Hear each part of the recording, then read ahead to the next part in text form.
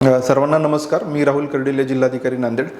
आपल्याला सगळ्यांना माहिती आहे की पेट्रोल आणि डिझेल याचा तुटवडा नसतानाही अशी अफवा पसरवल्यामुळं पेट्रोल पंपांवर खूप मोठ्या प्रमाणावर गर्दी होती आहे आणि आपल्या ज्या डेली आवक आहे त्याच्या 2 पट 2.5 पट पेट्रोल पंपांवर अतिरिक्त ताण येतो आहे. त्यामुळं साहजिकच लोकांमध्ये घबराट होते.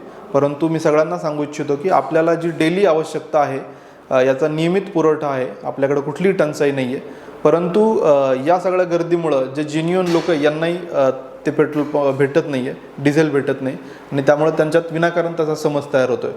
माझं सर्व नांदेडकरांना आव्हान आहे की कृपया आपण अनावश्यक पद्धतीने खरेदी करू नये. बऱ्याच ठिकाणी आपण मशागतीच्या कामांना तसा अवकाश असतानाही शेतकरी मंडळी मोठ्या प्रमाणात कॅन घेऊन या पद्धतीने पेट्रोल पंपावर येत आहेत.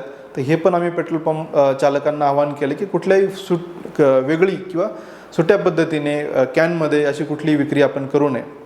तर हे आवाहन केल्यानंतरही काही ठिकाणी आम्हाला असं लक्षात आलं की अजूनही ती गर्दी आहे.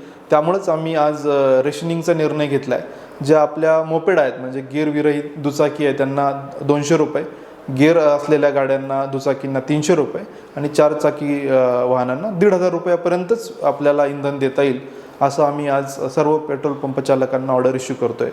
आणि परत एकदा आवाहन करतो की कृपया आपण आपलं जे नॉर्मली आपण ज्या पद्धतीने वागतात त्याच पद्धतीने आपलं सुरळीत ठेवा. आपल्याकडं पुरेसा साठा आहे, पुरेशी आवक आहे. फक्त ती प्रचंड अतिरिक्त डिमांड विनाकारण निर्माण झाल्याने अशा प्रकारचं पॅनिक तयार होतं आहे. ते कृपया आपण टाळावं. धन्यवाद.